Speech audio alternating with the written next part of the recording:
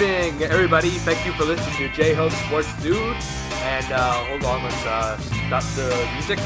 Alright then, so yeah, this was not a very good week, for me or for a lot of Boston sports fans.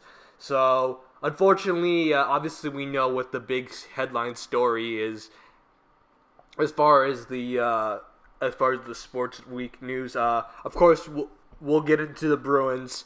We'll get into some more Ortiz news, and we'll get into some basketball news because the Celtics. A lot of things have happened to the Celtics this week. Mostly not good. In fact, I don't think there was any good news. And then we'll get into some more news, and we'll talk about the Red Sox. So, all right then. So why don't we talk about Game 7 of the Stanley Cup? All right. So let's just get through this. We'll talk about this, and hopefully we'll never talk about this game ever again. All right. So Game 7 was in TD Garden. I was pretty excited. Obviously, like I said before, we knew that the Blues were a great road team, and that the Bruins would have to give their best effort to beat the Blues. Jordan Binnington was great off of losses. So basically, the game started with the Bruins essentially dominating the game. They got all the possessions. They got all the shots. They basically, I think they limited the Blues to maybe. I don't think the Blues got any shots during the first few minutes of the game. So the Bruins were dominating. So I was pretty excited. But then, unfortunately, Jordan Binnington, basically any good opportunity the Bruins had, Jordan Binnington stopped it. And then also, the only power play actually happened during that time, and the Bruins unfortunately couldn't get the goal beyond the net. And I was thinking, you just get one behind the net, and I think the Bruins would be good because, like I said before, the Blues, when they thrive off of having a lead. They don't really thrive, I think, when they're trying to come back in a game. So, Bruins were playing really well. I was really happy how they played. And then, during one shift, the Blues got possession, and somehow, with the slap shot, they were able to get the first goal. Actually, it was tipped in by Ryan O'Reilly. And so the Bruins got the first goal, and I'm like, I was pretty depressed because the Bruins outplayed them, and then somehow the Bruins were down a goal. But it was still a goal, so it's not impossible to come back from, even though at that point when they got the first goal, I was like, okay, the Bruins are screwed. And then next thing you know, the Bruins continue to play pretty well, even though after that first goal, it gets a little more evenly played. And then next thing you know, with a few seconds left in the first period, for some inexplicable reason, Brad Marchand is questioning whether or not he should go to the bench, and then he forgets to check off Perangelo, I believe, and so next thing you know, Perangelo's skating down the ice, and the next thing you know, he gets a goal against Tuukka Rask to put the Bruins up 2-0 in the first period. A period in which the Bruins outplayed the Blues, and now they're up 2-0. So I thought at that point the game was pretty close to over, even though in the back of your mind you kind of you remember from Game 1 the Bruins were down 2-0 and they were able to come back. But you knew that the Bruins would have to really, really put it together, and they'd probably have to score a goal, at least a goal, in the second period. However, that didn't exactly happen. Essentially, the Bruins basically got no good opportunities in the second period, and the Blues just played their game, played defensive hockey, and played keep away, making sure the Bruins didn't get any fast break opportunities, limiting their puck possessions. And so no scores in the second period, and the Bruins really couldn't do anything in the second period. And then in the third period, kind of the same thing happened. The Bruins couldn't get any opportunities. And I think I realized that it was probably going to be over when Marcus Johansson had a pretty good opportunity to get a goal, and Jordan Binnington stopped it. And then next thing you know, in the third period, the Blues, I believe it was Brendan Shen, scored a goal, and then basically after that you realized it was over. And so I'll be honest, I was watching this on TV and I changed the channel. So I was done watching that game. Next thing, I believe I was watching Guardians of the Galaxy 2. I decided I was gonna entertain myself some other way instead of watching a pretty uninspired performance by the Bruins. I mean, obviously they did outplay the Blues, but I mean, besides that, they were pretty uninspired. And then the Blues scored another goal, and then Matt Grzelcyk got the only goal for the Bruins, so you could say that they weren't shut out. Great. So your 2019 Stanley Cup winner is the St. Louis Blues, their first Stanley Cup ever. So, and I will say this, I wanted to congratulate the St. Louis Blues on winning the Stanley Cup, because in the end they did deserve to win the Cup. They were the better team. They outplayed the Bruins. They had a great game plan. They Berube did a very solid job coaching. He helped motivate the players, and Jordan Binnington played really well. And Ryan O'Reilly, who was the Conn Smythe winner, was really broke out in the series. He was really good. So, and in my opinion, was the reason why the Blues won this series, even more than Jordan Binnington. And he played a big part in why they won the series, especially Game 5 and 7. And so, was Blues. The right team won. So, nothing to take away from the Blues. But I got to focus on the Bruins. So, here we go. All right, why don't we get over some stats in this game? So, I would say most of the stats you would think would favor the Bruins, but apparently it's not the case. So, 33 shots by the Bruins, 20 by the Blues. Hits, 36 for the Blues, 28 for the Bruins. Pretty even on the face-off. Blues had 25 face-offs and wins, and Bruins had 26. Power play opportunities, Bruins got one. And honestly, I didn't really think... I thought this was a pretty clean game. I thought maybe you could have argued maybe for a power play, but I thought for the most part this was a pretty clean game. Giveaways, Bruins had 13 and the Blues had 7. So when I was talking about what the Bruins need to do to win this game, I mentioned a few things, and essentially none of them happened. So I said that the top line and Rask would have to show up. The top line didn't do anything. In fact, the top line kind of contributed to the fact that they lost. Pastrnak, I mean, he in the entire, basically this whole series, he really didn't do anything. I believe he was -7, which is terrible. Patrice Bergeron, offensively, really didn't contribute much at all. Brad Marchand, didn't do anything. In fact, I put a lot of the blame on him why the second goal was scored. I believe he just didn't really read it right. And so apparently he didn't see that. And I mean, you would have come on, it was like the last few seconds. You could have just made sure that they didn't have any opportunities. So I don't really understand. The top line was a no-show.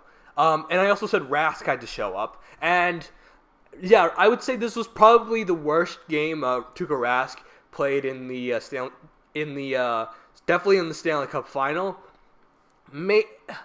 I don't know, the game 1 loss against Toronto was pretty bad.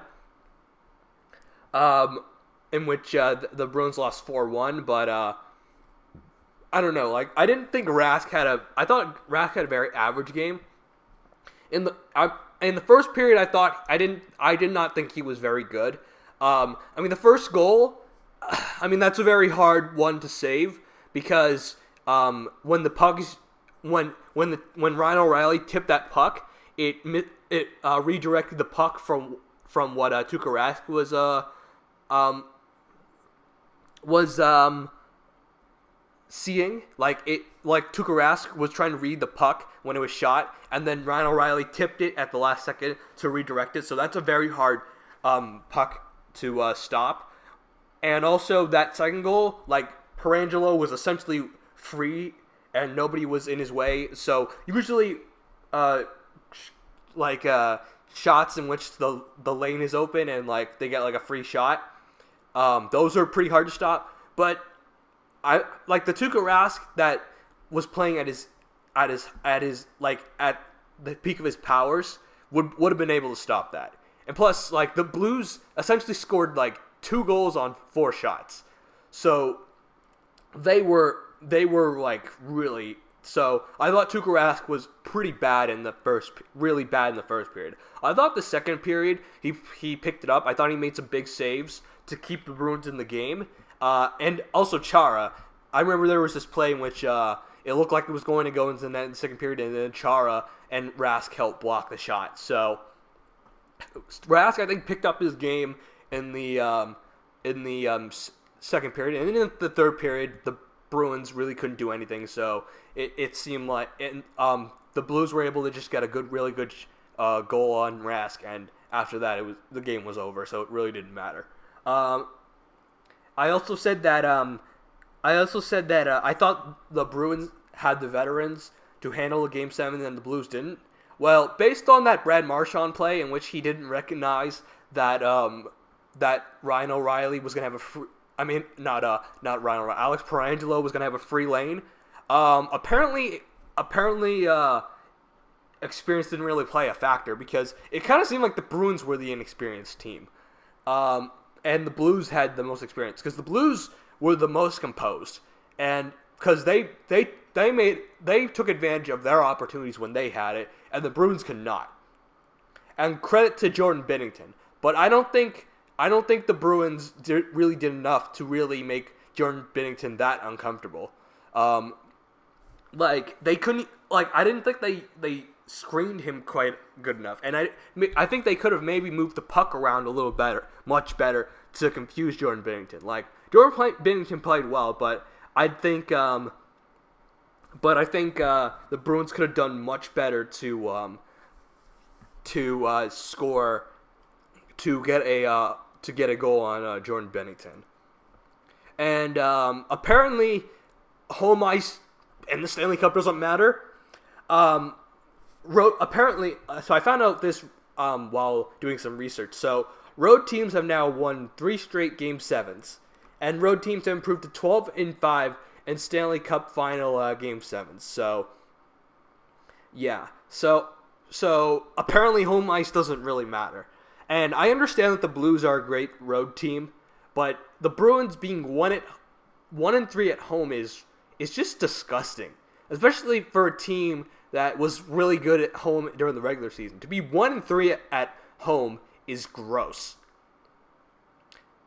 And I know that they should have been given an opportunity to maybe make it interesting in Game 5, but honestly, if they were better, that would not have been much of a contest, even though that non-call was horrible. And just looking at Game 7, it just felt like Game 5 on steroids. Essentially, the Bruins outplaying the Blues in the first period, even though I thought in Game 7 they got better opportunities than they did in Game 5, and the fact that they got in a deficit against the Blues. Except Game 7 was more heartbreaking because they were down 2 goals in the first period instead of 1 in the second period. And yeah, and as a result, the Bruins win home. So, and what I will say, and here's the weird thing. I read this in a article, and I kind of agree. For some reason, it kind of feels like the Blues are essentially the Bruins in 2011, and the Bruins feel like the Canucks in 2011. Think about it. The Bruins are are more of a fast finesse team that based on skill and speed, like the Vancouver Canucks, while the Blues were like the Bruins, in which they had a hot goaltender who was unstoppable in the playoffs, and were the more physical and tough team and big team. And also you also had a center emerge that could score clutch goals and make big hits in Ryan O'Reilly. And in 2011, it was Patrice Bergeron who emerged. And also you had a talented scorer like Tarasenko, like Brad Marchand did back in 2011. And like in 2011, you had a hot goaltender like Tim Thomas, and Bennington, who's a lot younger than Tim Thomas was back in 2011. Was kind of like the emerging goaltender who was unstoppable in the playoffs. So it feels kind of weird. And also, Game 7 was a complete domination on the road. So it feels kind of weird. So looking at the Stanley Cup final, I feel like obviously these two are pretty even as far as talent on the roster. I just think, from what I can tell, it just seemed like the Blues, they were just more mentally tougher than the Bruins. Like, it just seemed like some of the Bruins players they just couldn't shine when you needed them to show up most. I mean, you look at this roster, like Pastrnak didn't do anything. Like I said before, he was -7. Brad Marchand offensively couldn't do anything. Like I said, he was a big, like, maybe it would have been nice for Rask to stop that, but Marchand deserves in my opinion, I'd give the most of the blame to Marchand on not recognizing the situation on that play. And I just think Marchand and a lot of the Bruins players were just gassed and they were tired. And so Patrice Bergeron, probably the best player on this team, didn't do anything offensively except for a few spots. Jake DeBrusk didn't do anything. Achari, nothing. Marcus Johansson, nothing. Marcus Johansson, nothing. Corrali, nothing. It was, I don't know, if you can't at least make it competitive when you go down, then you don't deserve to win the Stanley Cup. If basically when you get down and if that's essentially a sign that you're going to lose the game, then honestly, then they don't really deserve to win the Stanley Cup. I thought they were the better team, but apparently that wasn't the case. So, and I think a lot of it was mentally, because I think the Blues were just more mentally prepared for this, because basically their backs against the wall their backs were against the wall all season, basically, because in January they were in last place. And basically, they had to be perfect to essentially come back from that. And they were pretty close to that after last place. And they played, I think they played the tougher teams. And I think they played more games that mattered in their playoff series than the Bruins did. And I think that might have played a part into why the Blues just seemed more prepared than the Bruins did. And also, we found out after this Stanley Cup that the Bruins, they were dealing with a lot of injuries, which I definitely think probably did play a part in the Bruins not showing up as much as the Blues did. I'll read to you the injuries that we found out about the about the Bruins after the Stanley Cup. So Noah Chari, this came out after the Stanley Cup Game 7 happened. So we found out about this. So Noah Chari, he had a broken sternum and a foot injury. Patrice Bergeron had a groin injury. Jake DeBrusk had a concussion. Brad Marchand had a groin abdominal injury and sprained hand. David Pastrnak re-aggravated his thumb injury. Chris Wagner, who I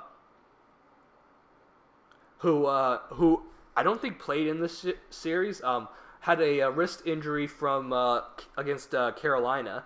Zdeno Chara, as you know, had multiple fractures in his jaw and needed wires and plates, and he also had a groin injury. Matt Grzelcyk, as you know, concussion. John Moore had a broken humerus, and Kevin Miller had 2 broken kneecaps on the same knee.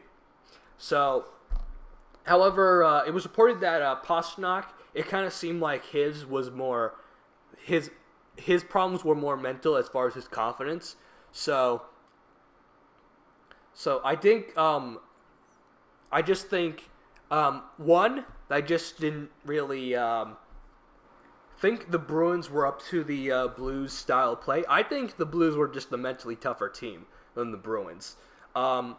So I think honestly, I mean, Game 7 was kind of a disgrace on how they played because there's no excuse to going down 2-0 after you outplay the Blues in that first period. It would be disappointing to get to not even score and it be 0-0 after that first period, let alone get down 2-0.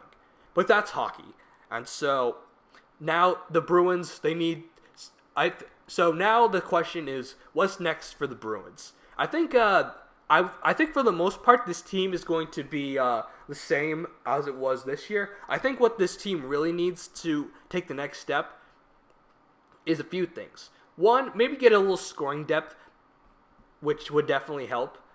Maybe some more depth on defensemen, because it kind of seemed like when the defensemen got injured, they were essentially doomed.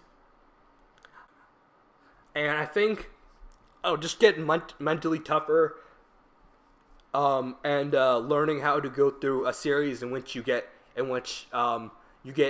hit and you face a physical team. I think getting more mentally prepared for that would definitely help.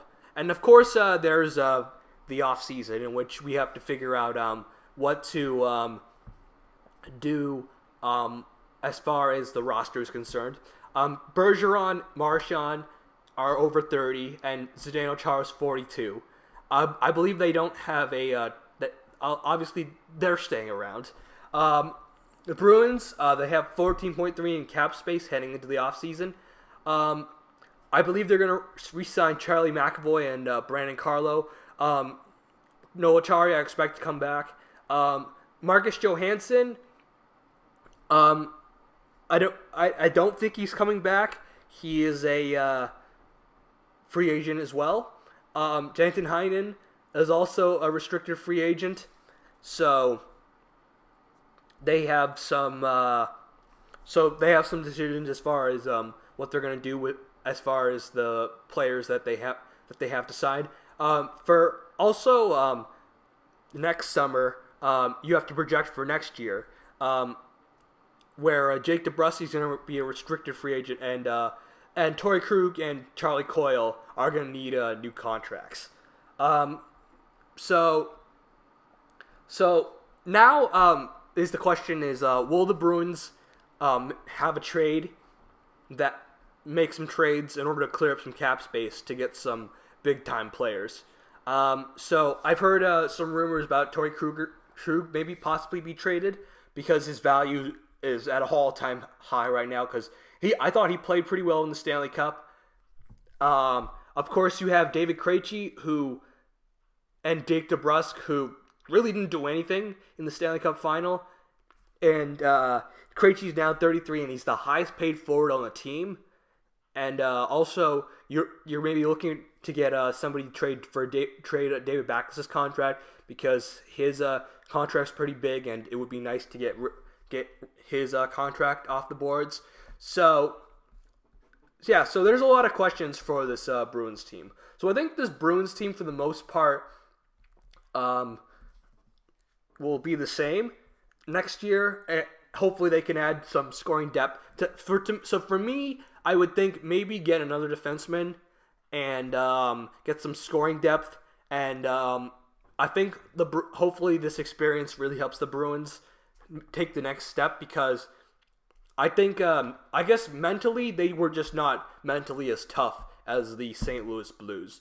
And that's it. Because talent-wise, I think they might have been slightly more talented than the St. Louis Blues. Even the St. Louis Blues are a pretty talented team. It was just, mentally, they just couldn't match up with the St. Louis Blues and the style that they threw at the Bruins. I thought they could match up with the style, and I think they matched up better against their style, better than the Sharks did, and probably better than any of the teams in the East probably would have. But in the end, it just wasn't enough. And while it was a very successful season, the Bruins went farther than I think a lot of people did. Partially because, a part of it was Tampa Bay got swept, and nobody thought Tampa Bay would get swept. But I think the Bruins would have beaten Tampa Bay, and so I'm happy about how the season went, even though that Game 7 was a disgrace, and hopefully that really sticks with the Bruins and that motivates them next year, because Game 7 honestly was one of the worst losses in my lifetime as a Boston sports fan. Obviously, Super Bowl 42 is still the worst loss in my lifetime. I think this might be top 5. Also, Game 7 in 2010 against the Lakers also is one of the worst losses of my lifetime.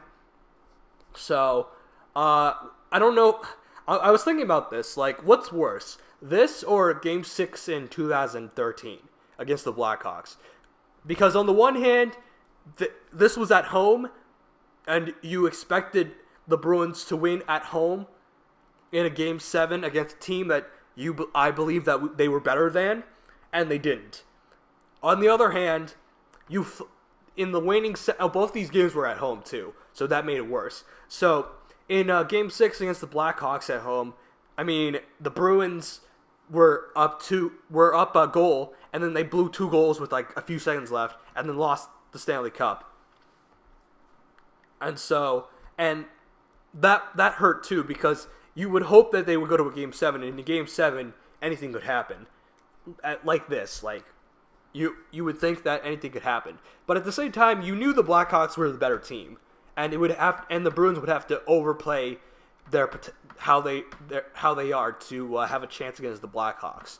So it doesn't hurt as bad to lose to what I saw was the better team, but at the same time, having that moment in which you thought you won, and then it goes away in a flash. That still hurts a lot, but I don't know what's worse: thinking you're gonna win and then it just flashes away, but the team you lost to was you knew was better, or a team that you thought was that you were better than, and then you just don't even show up for Game 7. I don't know what's worse. I'll say quick reaction. My immediate reaction was Game 7 was worse, because it was for the Stanley Cup, and you didn't even show up, and I thought they were better because it was like an immediate reaction. But I thought about it, and it's a little closer. I might lean towards Game 7, but it's close. So, yeah. All right then. So hopefully we don't talk about this game ever again, and we move on to other stuff. All right then. Why don't we take a break, and when we come back, I'll talk about the latest news that has emerged about David Ortiz and his shooting, and it's a little weird. All right, welcome back. So, all right, let's talk about David Ortiz and some news about his shooting. So, latest on as far as how he's doing. So it seems like David Ortiz continues to do well, and he's in good conditions. However, some more news about his shooting has come out, and it's a little strange. In fact, a lot of the reports have changed quite a bit over time. So the first report said that they believed it was an assassination attempt. I've heard a lot of weird theories on what the assassination would be for. So I think originally people believed that this was an assassination attempt on David Ortiz. And I've heard a lot of weird theories. I think the one of them that I heard was that David Ortiz was seeing some drug lord's wife, and that drug lord put a hit on David Ortiz. That's the most popular one I heard, but I didn't put any credence into that because it didn't come from a legit source. And it was also the alleged coordinator on the attack was offered $8,000, and it also was reported that the guy who offered the hit, what his name was Alberto Miguel Rodriguez Mata. He paid a hitman, I believe, $7,800, and and it was also I believe that they said that Gabriel Alexander Perez Vizcaino, I might pronounce that wrong, was the guy who shot David Ortiz, and there was still no motive. In fact, there's still no motive for now, but official motive. But there's still, hopefully we'll get that soon. So it turns out 11 total suspects have been arrested in this, linked to this shooting. And also, the most recent report is the one that shocked me the most. So I was thinking that this was an assassination attempt on Ortiz, and there was no motive. However, a recent report said that that someone named Ralphie Ferreira Cruz, one of the suspects, confessed to shooting Ortiz, but Ortiz was not the intended target. Apparently, the intended target was this guy named David Fernandez, who might have been linked to drugs or something, and apparently Ortiz was mistaken for Fernandez. So that's what the official report has. That's what the police have been saying right now. That Ortiz was not the intended target; it was somebody else. All I gotta say is that's a pretty big mix-up between somebody that we've never heard of and one of the most famous baseball players in the world. I mean, and that's crazy because, I mean, if he mistaken it for somebody else, then we would have never heard about this. This would just maybe be a small story, and it would just go away quick. Instead, he mistaken somebody with a famous athlete. So now this story has been going on for about a week. So that's a pretty big mix-up, if this was a mix-up. And one thing I was wondering is, if you were trying to kill somebody, wouldn't you try to shoot them in the chest area? Like, Ortiz was shot in the lower back. And usually if you want to kill somebody, you shoot them in the upper chest area. So, at first I thought maybe this guy is just a bad shot.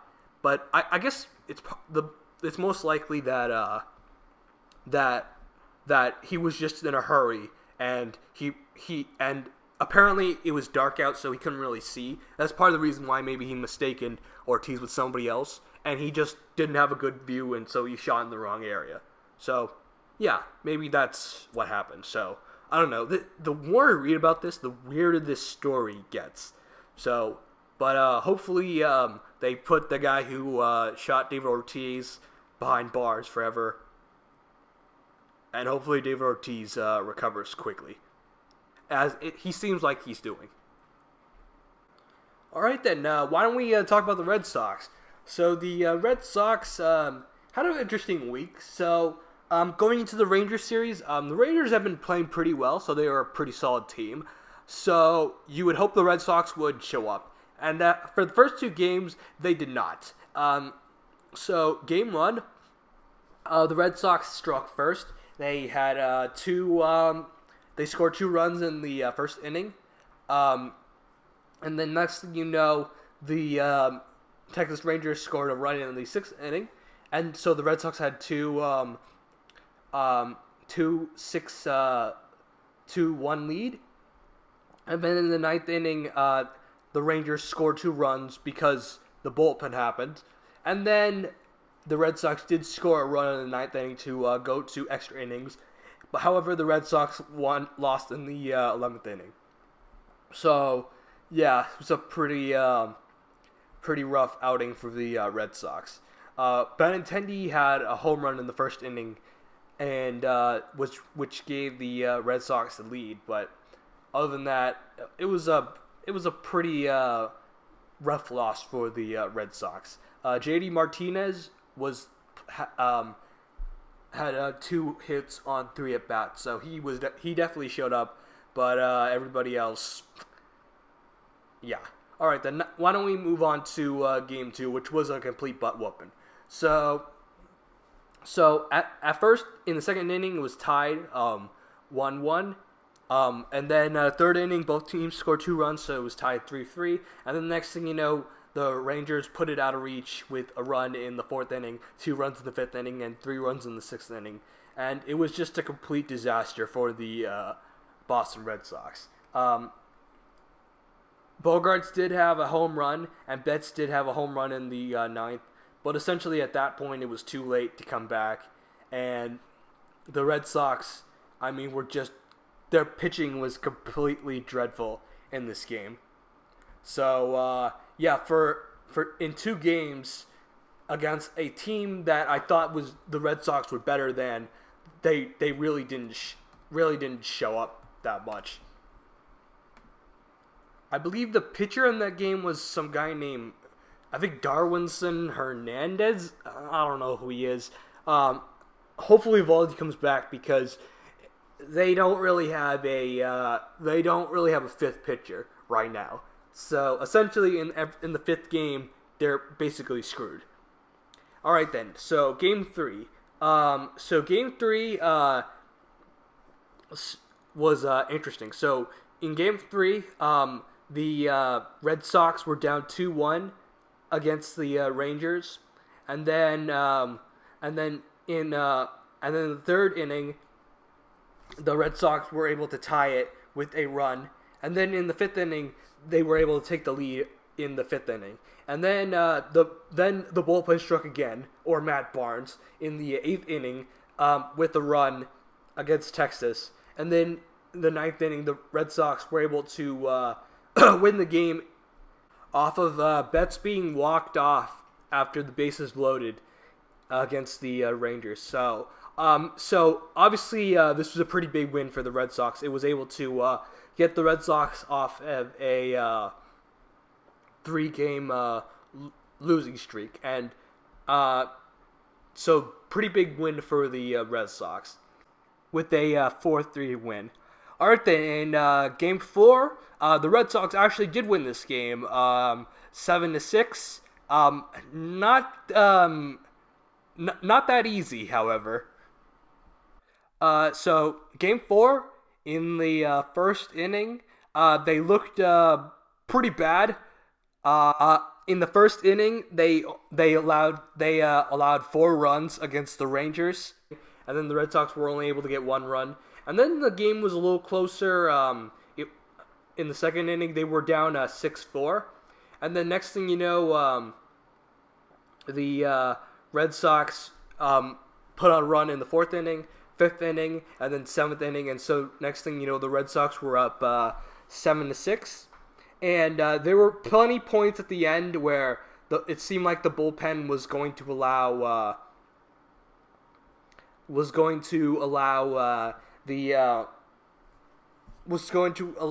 the game to be tied or to lose the game, but they were able to do their job, and the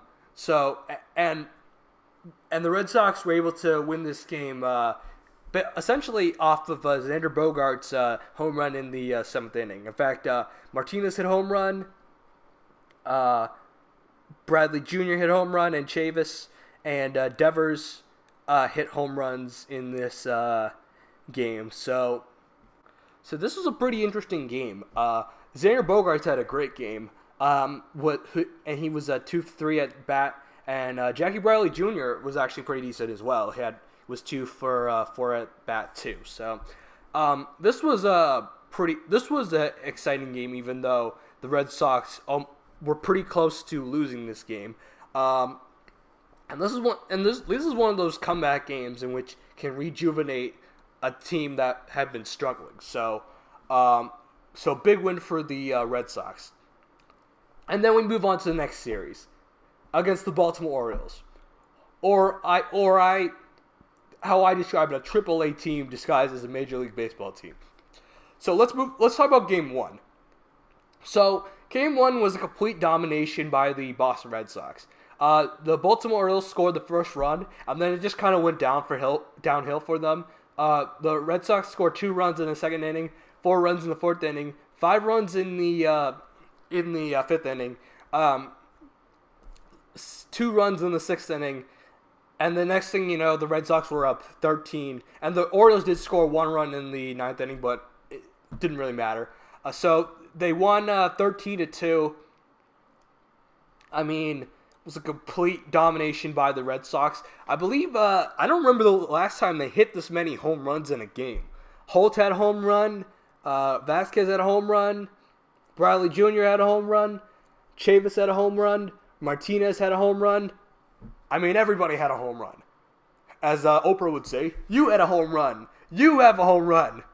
So this is definitely one of the more dominant wins for the Red Sox this year. I don't think this was the most dominant. I think that 14-1 win over Seattle was more dominant, but this was a complete thrashing of a team. So it was kind of fun to watch, even though I think I said that while watching it, like I don't know, watching this game is like watching a grizzly bear go up against a squirrel. It's just really not fair at all. All right, so Game 2 was a little closer. So Rodriguez pitched game 1, pitched pretty well. Chris Sale pitched Game 2. So for a while there wasn't really any scoring, and then the scoring came in the sixth inning when the Red Sox scored 3 runs and the Baltimore Orioles scored 2 runs, and the Red Sox scored 1 run in the 7th inning, and then they essentially put the game away in the 9th inning, scoring 3 runs. So Martinez had a home run in this game. Brock Holt had a really good game. He was 3 for 5. Devers was pretty good. He had 2 hits on 5 at-bats, and Benintendi had 2 hits on 5 at-bats. So pretty good for them. Then Game 3, this game was a lot closer than the other games. The Orioles actually showed up a bit. So for a while, not a lot of scoring, and in the 3rd inning, the Orioles scored 1 run, and then in the 4th inning, the Red Sox scored 2 runs, and then next thing you know, the Orioles took the lead in the 8th inning, scoring 2 runs against that bullpen, and then in the ninth inning, the Red Sox did score 1 run to tie the game. And then the next thing you know, the Red Sox scored 5 runs in the 10th inning, and the Orioles scored 3 runs, but it was too late, and the Red Sox won 8-6. Also, Chris Davis, my God. In this game, he was 0 for 5. And I remember in that 8th inning when they took the lead and the bullpen was looking awful. When he was at bat, I was pretty confident that he was going to strike out, and he did.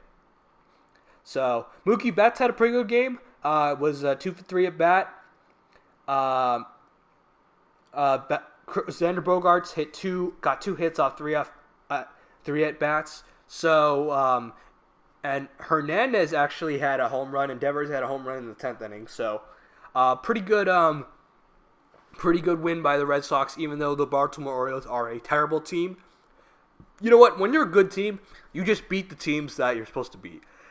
And the Orioles, who I think last year I said that the Orioles might have been the worst baseball team I've ever seen. This team might be worse. So, yeah. All right then. So next, so a few things to say about the Boston Red Sox. So I would say the pitching so far has improved, and the offense has improved as well. I still think Mookie Betts can play more consistent. I think Michael Chavis and Jackie Bradley Jr. and Nunez and Holtz and Vasquez can maybe be a little more consistent, but I think I've liked what I've seen from the Red Sox. Bullpen I still don't trust, but they're not. I mean, they're better than last week, so I'll give them that. So yeah, solid week for the Red Sox. Didn't start off great, but yeah, hopefully they can take that momentum to the Twins. Now the Twins are one of the biggest surprises in baseball, and they've actually been really solid. In fact, they have the best winning percentage in baseball. They don't have the most wins, but they have the best winning percentage. So the Twins are actually a very solid team. So teams like these are teams that you can measure how good you are right now against. So hopefully they can get some wins against the Twins on the road. All right, then. Why don't we take a break, and when we come back, we'll talk about some basketball. We'll talk about the NBA Finals, Game 6, in which the Toronto Raptors were able to win the series, and then we'll talk about the Celtics, and we'll talk about a big trade that happened, and the Celtics, how, this week was not very good for them. All right, then, let's move on to some basketball, shall we? All right, so Game 6 of the NBA Finals happened this week, and the Toronto Raptors won that game, and so they win, like the Blues, they win their first NBA championship in their history. Also, like the Blues, they won on the road in a place that apparently it's hard to win in. But this season, it seemed like it wasn't as hard to win in Oracle. So, like the Bruins, the Warriors didn't really show up at home at all. They lost all 3 of their home games. Even though I guess they have we'll get into this, but I guess they had the excuse of injury, like more than the Bruins did, because they had significant players out of the series. Even though I don't know, you could have maybe won one of those home games. So, but even though the Raptors had the home field advantage, so home court advantage. So yeah, so like in this series, apparently home court really didn't matter that much. So yeah, so let's look at the stats for the game. So Kyle Lowry really showed up for this game. Kawhi Leonard had an okay game. Pascal Siakam had a pretty solid game with 26 points. Kyle Lowry had 26 points. Serge Ibaka was pretty solid with 15 points. I mean, the real surprise of this game was a guy named Van Fleet, who has scored 22 points, and we'll bring him up when we talk about the actual game. So Klay Thompson had 30 points, and we'll get into Klay Thompson later. Curry had 21 points, but I considered him pretty disappointing as far as his performance. Andre Iguodala was pretty solid with 22 points, and DeMarcus Cousins was okay with 12 points. As far as field goal percentage, 48.8 Golden State. Field goal percentage for Toronto, 47.6. 3-point percentage, Golden State, 35.5. Toronto, 39.4. And then turnovers, Golden State had 17. Toronto had 12. Golden State had 54 rebounds, and Toronto had 45 rebounds. So, yeah, this was a pretty good game. It was pretty close, and during the first half, both teams were trading blows as far as hitting baskets. It seemed like Golden State had a pretty good lead in the third quarter, outscoring the Raptors 31 to 25. 26. However, something big happened in that third quarter. So, in that third quarter, the guy who was going off, Klay Thompson, was going on a fast break for a dunk, but then he got fouled, and then he landed on his leg pretty awkwardly. And then next thing you know, he was out of the game, And he did come back to make 2 free throws, because if you don't come in the game to make your free throws and somebody else makes it for you, then you can't play in that game. So Klay Thompson did come back to hit both the free throws, but then after that we found out he was not coming back for the game. So in the fourth quarter, for a while, it seemed like both teams were playing really, really, really solid defense. I thought the Warriors, they were able to get some buckets to make the game pretty close. For the Raptors, it kind of seemed like most of their stars weren't, like, they just couldn't really contribute offensively near the end of the game. Especially Kawhi Leonard. Like, Kawhi Leonard has been playing really well during the playoffs, and he won MVP, rightfully so. But in the fourth quarter, he didn't really do anything in the fourth quarter of this game. However, the guy who was really making the buckets and was really keeping the Raptors in this game was Fred VanVleet, and he was making some really big buckets to keep this game super, super close. So, yeah, for a while, it was just both teams making buckets back and forth to keep the game close. However, I think the moment in which the Raptors were able to get some distance from the Golden State Warriors was when, with essentially like 4 minutes left in the game, VanVleet made a three-pointer, and then Serge Ibaka made a 2-pointer, and then the Warriors were able to get one free throw from DeMarcus Cousins. He missed another one. Then Kyle Lowry made a 2-foot jump shot with 2 minutes left, and then Draymond Green hit a 3-pointer, and then Pascal Siakam made both his free throws. And then DeMarcus Cousins made one of his free throws. So this game might have been closer if DeMarcus Cousins made all his free throws. And then DeMarcus Cousins made a driving layup. And I think the dagger for this game was when Pascal Siakam made a jump shot with 26 seconds left to go. Curry did make both his free throws. And I still think the Raptors had the advantage in the game. And then something happened. Danny Green threw the ball out of bounds. And then I thought, okay, now the Raptors are screwed. The Warriors just need to get one bucket, and then they get the lead, and now they're probably going to win this game. However, they couldn't get a bucket. In fact, Steph had a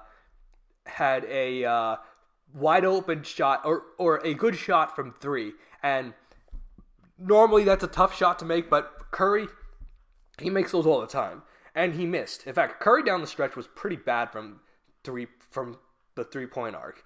I believe he was like 0 for 8. So we'll talk about Curry later. So, and then next thing you know, Kawhi Leonard has the ball, but then he turns it over to Draymond Green, and Draymond Green calls a timeout, even though they don't have a timeout, which is a technical foul.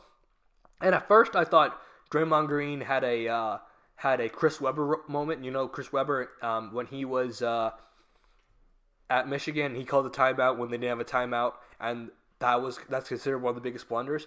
But I think it was actually a strategy, because they had like point-something seconds left, so that was probably the only thing like 0.9 seconds left, so that was probably the only thing they could do to maybe have a chance to tie the game. But then Kawhi Leonard made his technical free throw, and then Andre Iguodala fouled Kawhi Leonard, and then Kawhi Leonard made both his free throws, and then next thing you know, the game was over, and the Toronto Raptors were your NBA championship, winning 114-110. So, yeah. So, pretty big for the city of Toronto, a city that has been dealing with a hockey team that hasn't been to a Stanley Cup since 1967, hasn't won one since 1967. A city that has dealt with a pretty bad baseball team right now, the Toronto Blue Jays, who are pretty bad. And so, yeah, this was a really, really big win for the Toronto Raptors, and yeah, they won their first championship. As far as Kawhi Leonard, I don't really see why he would want to leave this place, because, I mean, he wants to be with the team that's a contender, right? I mean, if he stays, I don't really see why the Toronto Raptors can't win another championship or compete for another championship next year. So, if I were Kawhi Leonard, unless he wants to really, unless he's content with winning that championship and really wants to just live in LA, which I don't really understand. I mean, he can just live there and live in Toronto and play in Toronto. So, whatever. We'll see what Kawhi Leonard does. But this definitely does affect Kawhi Leonard's decision to moving forward. And I know a lot of people have an asterisk next to this series because Kevin Durant was out and Klay Thompson got hurt during this series. And all I gotta say is, one, Toronto was the better team. I mean, if Kevin Durant played, maybe he would have made a difference. But I think part of the ability of a team is nutrition and health. So, and usually the better team is the healthier team. So and Toronto, they did their part. They were able to make the buckets they did. So I don't take anything away from Toronto because they earned this championship. And would they have won with Klay and Kevin Durant? Probably not, but they can't control who's healthy and who isn't. And now Klay Thompson being hurt and Kevin Durant being hurt, that plays a big part in the offseason. Because now teams might be a little hesitant to sign them with long-term contracts. I still think they will because they're great players and there are a lot of disparate teams. But yeah, it's going to be interesting how these injuries really affect Kevin Durant and Klay Thompson. Because I believe Kevin Durant has a torn Achilles, and Klay Thompson had a torn Achilles injury. I expect Klay Thompson to be okay. We're probably not going to see him for a while, but I expect him to come back and be fine. Kevin Durant, now that's tricky because he has the torn Achilles. And torn Achilles is probably the worst injury for a basketball player and one of the worst injuries for an athlete. And so now the question is, even if he does come back, will he ever be the same? That's a big question mark. So we'll see how that goes. So obviously this series helps Kawhi Leonard's legacy. It puts him in a class of players that have won championship with multiple teams and won Finals MVP with multiple teams, along with LeBron James and Kareem Abdul-Jabbar. So that's pretty good company to be with. As far as Steph Curry, I guess it would kind of depend on how you viewed him before this series.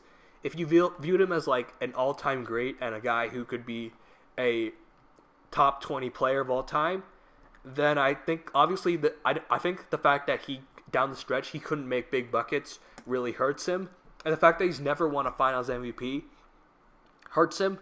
However, if you just think he's a really good player but just not like probably just top 30 and not top 20, and that he's just a really good player but just not up there with like Larry Bird or Magic Johnson or Michael Jordan or like Bill Russell or Tim Duncan, or he's not up there with those guys.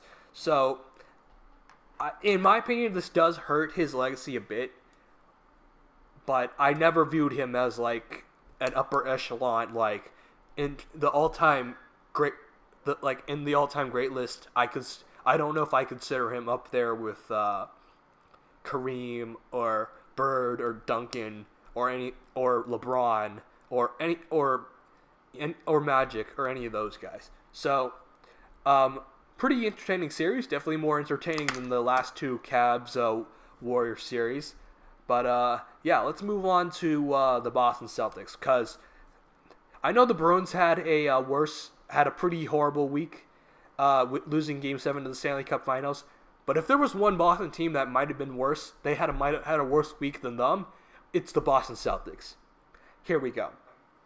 So let's start off with the Anthony Davis trade that went down this week. So probably one of the biggest trades of all time in NBA history when we look back at it. So this week, Anthony Davis was traded to the Los Angeles Lakers for Lonzo Ball, Josh Hart, Brandon Ingram, and 3 first-round picks. This does not include Kyle Kuzma, so he's still with the Lakers. And so, because of this, right now the Lakers are now favorites to win the NBA Finals. So the Celtics were also in this mix, but I think at some point they realized that they couldn't match the Lakers, and I think the Pelicans realized that, so they focused their shift on the Lakers. So the Celtics were not willing to give up Jason Tatum, basically because of the uncertainty about Kyrie Irving, and so they didn't give up Jason Tatum. And I think if they would have given up Jason Tatum, I think the Pelicans would have given up Anthony Davis. But the combination of uncertainty about Kyrie Irving and Anthony Davis saying that, and Rich Paul saying that he would only stay for 1 year if they got him, I think that that played a factor in the Celtics not going all in for Anthony Davis. So let's talk about this trade just for a little bit. So I would say usually in a trade like this, I usually say whoever gets the best player wins the trade. And so this could change, but I think for now the Lakers have won this trade. Obviously, to me, this depends on, one, Anthony Davis's health. One problem about Anthony Davis is he has a hard time staying healthy. And so if he continues to gets hurt, and he can't play in big games, that's going to be a problem. And also, LeBron, he has a hard time sometimes playing with star big men, like Chris Bosh. He had a hard time playing with Kevin Love. He had a hard time playing with. They were kind of regulated to 3-point shooters when he played with them. So, and he tends to play well with players that aren't centers, like Dwayne Wade and Kyrie Irving. But we'll see. I think the Lakers are a championship contender and definitely a playoff team. I don't know if they deserve to be the favorite, but I think it was a good trade for the Lakers. For the Celtics, I don't blame them for not going after Anthony Davis because of the uncertainty that was going around. And it kind of seems like Kyrie, it kind of seemed like even if they got Davis, it wouldn't be certain about whether or not he would stay with the Celtics, even though, according to Athletic, Kyrie Irving really wanted to play with Anthony Davis. So I've gotten really conflicted reports about if Kyrie would have wanted to stay if they got Anthony Davis. One report says that he would have. Another says he wouldn't have. So my guess is he probably wouldn't have stayed even if they got him. So I don't blame him for not just completely getting rid of the roster for a guy who probably would have just stayed for 1 year. All right, so then it gets much worse. So we already know that Kyrie is probably it was definitely considering going to the Nets, and it's probably going to happen. So we kind of knew that. And you missed out on Anthony Davis, which I understood, but it still kind of stinks that he went to the Lakers. And I'm not 100% sure if he would have stayed if Davis came, but we'll never. I don't know if we'll know. However, it seems like the Celtics are semi-interested in Kyrie Irving, so I believe that they were going to have a meeting with him, and the next thing I read that he's ignoring the Celtics. So I don't know what's up with that. And then to make matters worse, we hear stories about how Kyrie is a bad leader and that he treated Jason Tatum like how LeBron treated him, which is like older brother, younger brother, Batman, Robin treatment, and that he had a horrible relationship with Jaylen Brown. And get this, Al Horford, he declined his $30.1 million option, and he's going to test free agency. But then at first we believed that he was going to resign. He just wanted to restructure his deal. But then next thing you know, he said that he doesn't want to resign. Yeah. And then Aaron Baines, who they got back, might be in a trade package. Yeah. So let's look at this. And And also, I read that the Nets might not be interested in Kyrie if KD's not coming. So now the Lakers are an option. And the Knicks. And the Clippers. Because why not? So, let's look. You didn't get Anthony Davis. Kyrie Irving's leaving. Al Horford's leaving. And Aaron Baines might be gone too. So, now the team belongs to Jason Tatum and Jaylen Brown. Jason Tatum, who I really like. I mean, he had a down year last year, but I'm still sold on Jason Tatum and his upside. I mean, the man's only 21, so I'm still sold on Jason Tatum. Jaylen Brown I like, but I don't know what his upside is. Like, I've heard people say that he might be Jeff Green. I think that's his floor. I mean, his ceiling, I'd like to say a maybe slightly worse version of Kawhi Leonard is his ceiling. But, I mean, they're both really young, but I mean, those are probably right now your best players. So, where are we now? Now we have a team that is probably still a playoff team, but is nowhere near a championship contending team. And they have so now you have a team that's still right now in the middle of a rebuild. So, yeah, so this was a pretty horrific week for the Celtics. And, yeah, there's definitely a lot of blame to go around. Obviously, Kyrie Irving for being a terrible leader and not knowing how to lead a championship team. Brad Stevens for not being able to manage the egos and the not creating a system that could utilize the talent of all the players on this team. And also, I got to look at Danny Ainge. Danny Ainge, who's made a lot of great decisions during this rebuild, but it kind of seems like he was always he never knew what to do with his trade chips. He always hesitated on pulling the trigger on players like Paul George and Kawhi Leonard, and it seems like it kind of bit him not being aggressive. Because now you got players that you did sign, and also the players you did sign probably weren't worth the contracts. Like Gordon Hayward still has a humongous contract. And I think the only upside to this is of Al Horford and Kyrie leaving is that they'll leave cap space. But I don't really know who they can sign with that cap space. Like Danny Ainge, I think has done mostly a good job, but I think Danny Ainge has. I don't think he's built this team the right way. I think I think he's definitely looking at how Golden State was built, and he's trying to do that. But I think he picked the wrong guy to lead this team. Because Kyrie Irving, he has abilities like Steph Curry, but he's not Steph Curry. He's not the passer leader that Steph Curry is. And I don't really see a Klay Thompson on this team. I don't see a Draymond Green. Or definitely not Kevin Durant. So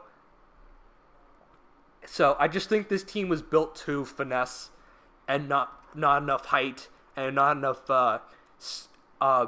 skill for rebounds and some of the and it is not built with the right enough of toughness that Celtics teams need to be built with. So I think Danny Ainge, you need to look at Danny Ainge too. And if he fails the next step to the rebuild, then I would put him on the hot seat.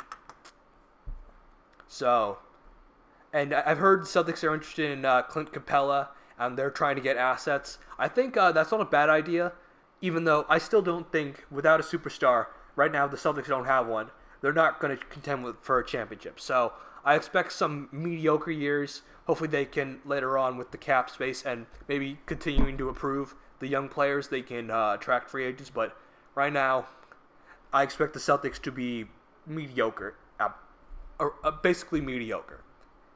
Just an average. I expect them to be on the level of the Pacers, not on the level of the Bucks or the Raptors or the 76ers. So that's where the Celtics are. And also the NBA draft is coming soon, so we'll see how that goes. The Celtics might do some trades. or they might just take what they have and draft some players with some potential upside. So we'll see. But I mean, for a team that had a lot of championship potential, I mean, right now that championship window, if it was ever opened, is now closed. So we'll see what happens. But yeah, this ain't good. All right, then. Why don't we take a break, and when we come back, we'll do some quick stories. All right, then. So why don't we get into some quick stories for this week? So yeah, there's a lot of quick stories. So quick stories are essentially stories that I don't have a ton to say about, but they're big stories for the week, so I feel like I should talk about them. So yeah, why don't we talk about them? So okay, so first story. So the Raptors had their big parade for their championship, and I believe 1.5 million people showed up. So yeah, a lot of people. And unfortunately, there was a little scary incident that happened during the parade. So there was apparently some gunmen, and 4 people were shot. And I think overall I heard that the police had a hard time controlling the crowd.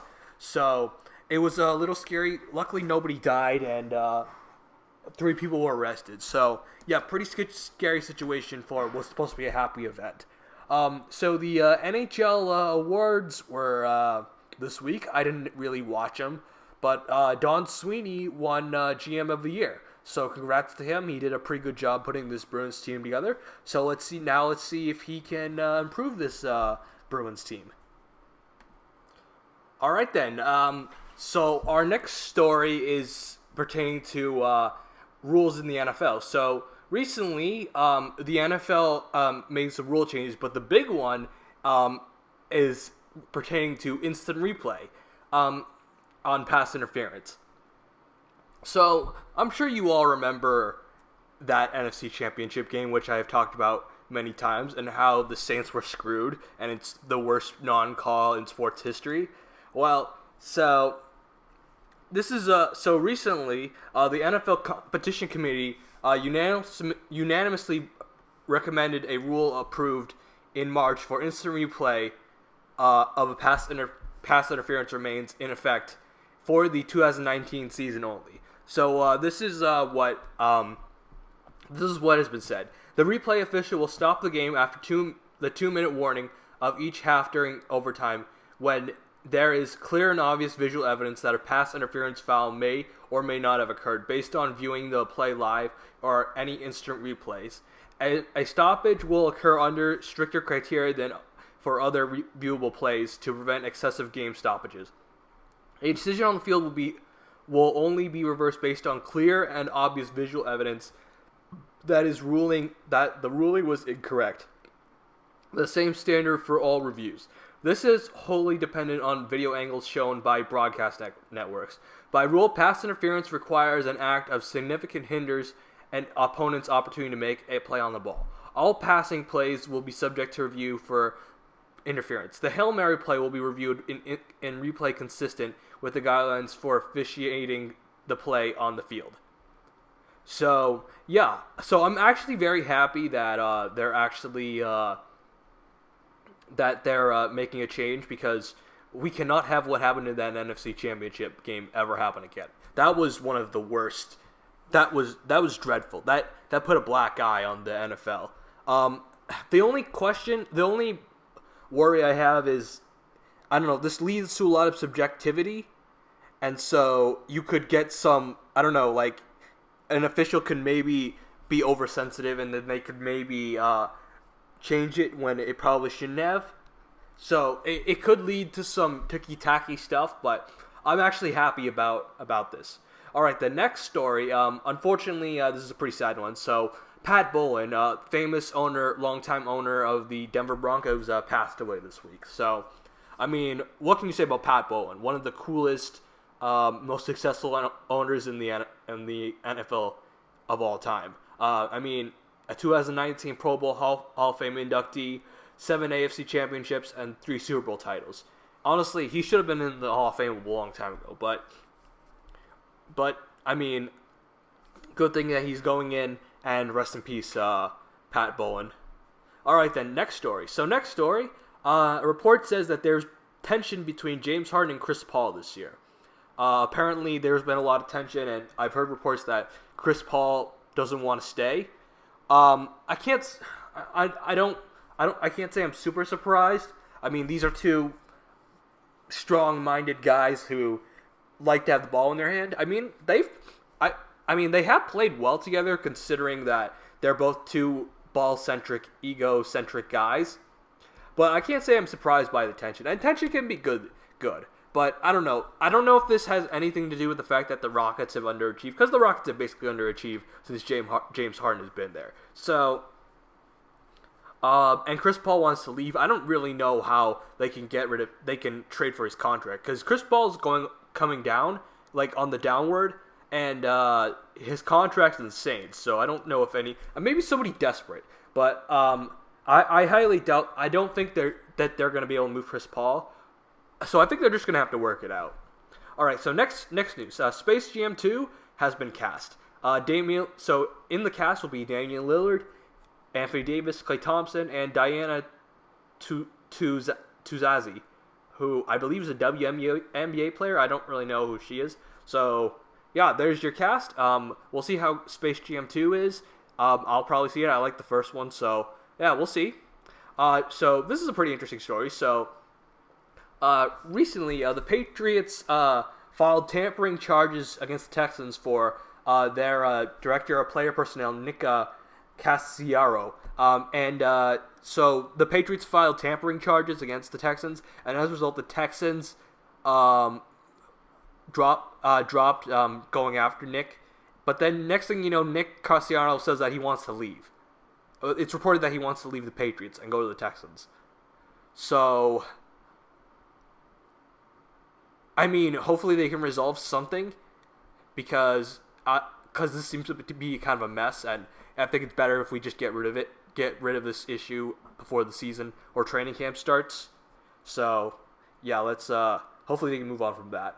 All right, next up, Josh McCown is officially retiring. So, yeah, Josh McCown. I mean, obviously never a franchise quarterback, but still one of the better backup quarterbacks of all time. So, and he's a pretty solid analyst from what I've seen on ESPN. So maybe he'll have a good future in that field.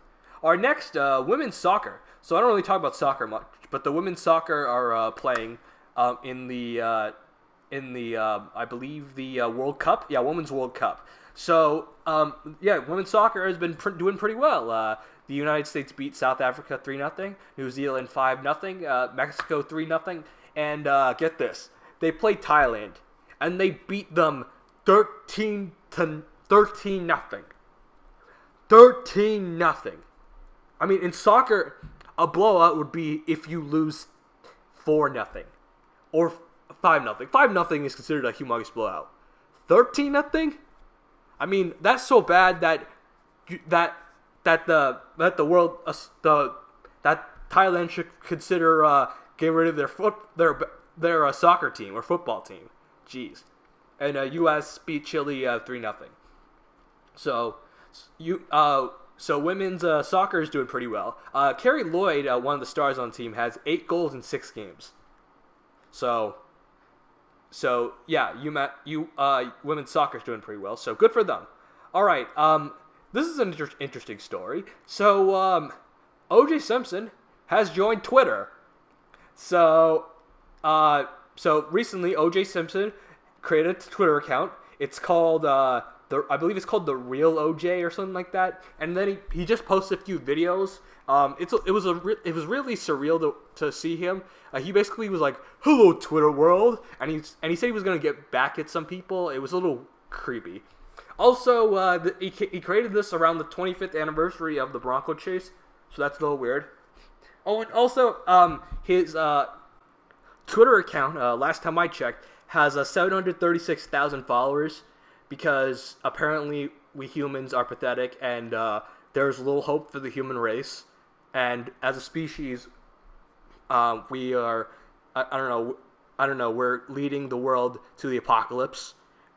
I mean, because this represents just how little faith there is in humanity anymore. So, I mean, first things first, it's kind of disgusting that O.J. Simpson has a Twitter account, and it's just weird. I mean, weird just seeing him on Twitter, and I think he mistakes the fact that that he has a lot of Twitter followers for the fact that people like him.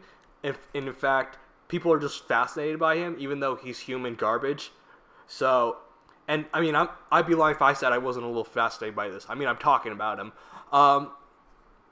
But as disturbing and uncomfortable as him on Twitter is, and you would think that somebody who is infamous as he is, and as a pariah as he is, would just try to hide. But that being said, I'm not really shocked that he has a Twitter account, because I watched the 30 for 30 on O.J. Simpson. By the way, if you haven't seen it, it's amazing. You must watch it. But one thing I learned about O.J. Simpson is that he's a humongous narcissist. This is a man who loves attention. I mean, this is a man that made a rap music video and had a show called Juiced and wrote a book called If I Did It, because he wanted attention. And so, and OJ is a narcissist, so he craves attention. He thrives off of it. So, am I surprised by this? No. Is it disgusting? Yes, because, I mean, it's because I believe he murdered 2 people, but whatever. All right, next, final story. So Rob Manfred was asked about the All-Star game, and then he mentioned that he was hoping that that they could have an All-Star game in Boston, and they haven't had it since 1999. So yeah, I think Boston would be a great place to have the All-Star game again. I mean, 1999, that was a great All-Star game. You had Ted Williams, you had Pedro Martinez winning All-Star MVP. So yeah, that was a great All-Star game. So hopefully we can have it back in Fenway Park. That'd be great. I don't know how the parking stuff would work, but yeah, hopefully we can have. That'd be a lot of fun. All right, then. Thank you for listening to J-Ho, the sports dude. Yeah, this is one of the more depressing episodes, but hopefully next week we can. Hopefully next week we can have a little more fun instead of this depressing stuff, and hopefully we never talk about that Game 7 ever again. All right, thank you for listening to J-Ho, the sports dude, and I'm out.